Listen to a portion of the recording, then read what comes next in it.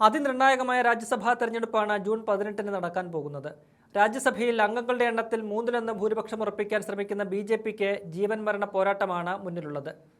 കോൺഗ്രസിനെ സംബന്ധിച്ച് പരമാവധി എംപിമാരെ രാജ്യസഭയിൽ എത്തിക്കേണ്ടതുണ്ട്. ബി.ജെ.പിയുടെ കിരാത ബില്ലുകൾ തടയാൻ എംപിമാരെ ജയിപ്പിക്കേണ്ടത് കോൺഗ്രസിന്റെയും ആവശ്യമാണ്. ബി.ജെ.പി ശക്തമായ കളത്തിലിറങ്ങിയതോടെ കോൺഗ്രസ് ക്യാമ്പുകളിൽ ആശങ്ക പടർന്നിരിക്കുകയാണ്. മധ്യപ്രദേശിലെയും ജാർഖണ്ഡിലെയും കോൺഗ്രസ് പാർട്ടി ഭയന്നു തുടങ്ങിയിട്ടുണ്ട്. കോൺഗ്രസ് അവരുടെ എംഎൽഎമാരെ കൂറുമാറ്റത്തിൽ നിന്ന് സംരക്ഷിക്കാനായി കർണാടകയോ തെലങ്കാനയോ പോലുള്ള പാർട്ടി ഭരിക്കുന്ന സംസ്ഥാനങ്ങളിലേക്ക് മാറ്റുവാൻ തീരുമാനിച്ചു കഴിഞ്ഞിരിക്കുകയാണ്. മധ്യപ്രദേശിലെ 3 രാജ്യസഭാ സീറ്റുകളിലേക്കാണ് തെരഞ്ഞെടുപ്പ് നടക്കുന്നത്. ഇതിൽ 2 ഉറപ്പായും വിജയിക്കാമെന്ന കണക്കുകൂട്ടലിലാണ് ബി.ജെ.പി നിൽക്കുന്നത്. എന്നാൽ മൂന്നാമതൊരു സ്ഥാനാർത്ഥിയെ കൂടി രംഗത്തിറക്കിയതോടെ മത്സരം കടുപ്പമുള്ളതായി മാറിയിരിക്കുകയാണ്. ഇതോടെ ഭൂരിപക്ഷം ഉറപ്പിക്കാൻ ബി.ജെ.പി മറ്റു പാർട്ടികളുടെ വോട്ടുകൾ ലക്ഷ്യമിടുന്നുണ്ടോ എന്ന ആശങ്ക കോൺഗ്രസിനുണ്ട്. നിലവിൽ കോൺഗ്രസിന് 64 എംഎൽഎമാരുണ്ടെങ്കിലും ചിലരുടെ നിലപാടുകൾ പാർട്ടിക്ക് ആശങ്കയുണ്ടാക്കുന്നുണ്ട്. ഈ 64 എംഎൽഎമാരിൽ എത്ര പേർ ക്രോസ് വോട്ട് ചെയ്യുമെന്ന് കണ്ടറിയേണ്ട കാര്യമാണ്. ഈ എംഎൽഎമാരെ കർണാടകയിലേക്ക് മാറ്റുവാനാണ് കോൺഗ്രസ് ഇപ്പോൾ ലക്ഷ്യം വയ്ക്കുന്നത്.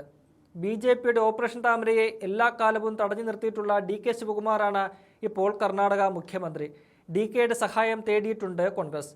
എംഎൽഎമാരെ വൈകാതെ മധ്യപ്രദേശിൽ നിന്ന് കർണാടകയിലേക്ക് കൊണ്ടുവരും. രഹസ്യ കേന്ദ്രത്തിൽ താമസിപ്പിച്ച് തെരഞ്ഞെടുപ്പിനോടടുത്ത് തിരികെ കൊണ്ടുപോകുവാനാണ് കോൺഗ്രസ് ലക്ഷ്യം വയ്ക്കുന്നത്. ജാർഖണ്ഡിലും സമാനമായ തന്ത്രമാണ് കോൺഗ്രസ് പയറ്റുന്നത്.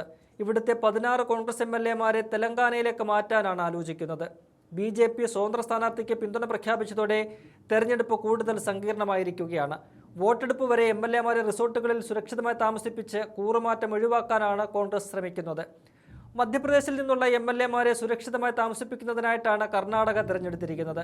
മധ്യപ്രദേശിൽ ഒഴിവുള്ള 3 രാജ്യസഭാ സീറ്റുകളിലേക്കാണ് തെരഞ്ഞെടുപ്പ് നടക്കുന്നത്. നിലവിലെ കണക്കനുസരിച്ച് ഒരു സ്ഥാനാർത്ഥിക്ക് വിജയിക്കാൻ 58 വോട്ടുകൾ ആവശ്യമാണ്. നിയമസഭയിൽ 164 എംഎൽഎമാരുള്ള ബി.ജെ.പിക്ക് 2 സ്ഥാനാർത്ഥികളെ വിജയിപ്പിക്കാൻ 116 വോട്ടുകൾ മതിയാകും. ഇതോടെ ബി.ജെ.പിയുടെ പക്കൽ 48 വോട്ടുകൾ ബാക്കിയുണ്ട്. എങ്കിലും 3-ാം സ്ഥാനാർത്ഥിയെ ജയിപ്പിക്കാൻ മറ്റു പാർട്ടികളിൽ നിന്നുള്ള വോട്ടുകൾ കൂടി ബി.ജെ.പിക്ക് ആവശ്യമാണ്.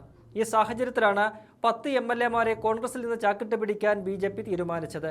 ഇത് മണത്തെറിഞ്ഞ പാർട്ടി 64 എംഎൽഎമാരോടും തയ്യാറാകുവാൻ നിർദ്ദേശം നൽകുകയായിരുന്നു. 66 എംഎൽഎമാരുള്ള കോൺഗ്രസിന്റെ ഏക സ്ഥാനാർത്ഥി മീനാക്ഷി നടരാജനാണ്. കോൺഗ്രസ് എംഎൽഎമാരിൽ കണ്ണുവെച്ചാണ് ബി.ജെ.പി 3-ാം സ്ഥാനാർത്ഥിയെ നിർത്തിയതെന്നാണ് കോൺഗ്രസ് നേതൃത്വത്തിന്റെ വിലയിരുത്തൽ.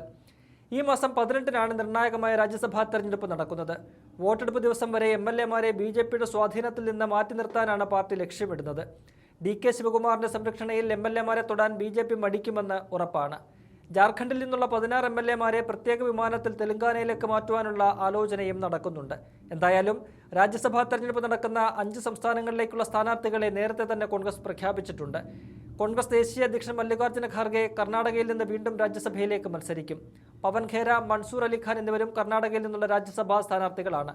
മധ്യപ്രദേശിൽ നിന്ന് മീനാക്ഷി നടരാജനും, രാജസ്ഥാനിൽ നിന്ന് നീരജ് ദംഗിയും, തമിഴ്നാട്ടിൽ നിന്ന് പ്രവീൺ ചക്രവർത്തിയും, ജാർഖണ്ഡിൽ നിന്ന് പ്രവീൺ ഷാ എന്നിവരെയും കോൺഗ്രസ് മത്സരിപ്പിക്കും. 10 സംസ്ഥാനങ്ങളിൽ നിന്നുള്ള 24 സീറ്റുകളിലേക്കാണ് രാജ്യസഭാ തെരഞ്ഞെടുപ്പ് നടക്കുന്നത്. ഇതിൽ അരുണാചൽ പ്രദേശ്, ഗുജറാത്ത്, മധ്യപ്രദേശ്, രാജസ്ഥാൻ, മണിപ്പൂർ തുടങ്ങിയ സംസ്ഥാനങ്ങളിൽ ജൂൺ 18-നാണ് തെരഞ്ഞെടുപ്പ് നടക്കുന്നത്. മഹാരാഷ്ട്രയിലും തമിഴ്നാട്ടിലും ഒഡീഷയിലും ഓരോ സീറ്റിലേക്ക് ഉപതെരഞ്ഞെടുപ്പും ജൂൺ 18-ന് തന്നെ നടക്കും. കർണാടകയിലും ആന്ധ്രാപ്രദേശിലും ഗുജറാത്തിലും 4 സീറ്റുകളിലേക്കും, രാജസ്ഥാനിലും മധ്യപ്രദേശിലും 3 സീറ്റുകളിലേക്കും, ജാർഖണ്ഡിൽ 2 സീറ്റിലേക്കും, അരുണാചൽ പ്രദേശ്, മിസോറാം, മണിപ്പൂർ, മേഘാലയ എന്നിവിടങ്ങളിൽ ഓരോ സീറ്റിലേക്കുമാണ് തെരഞ്ഞെടുപ്പ് നടക്കുന്നത്.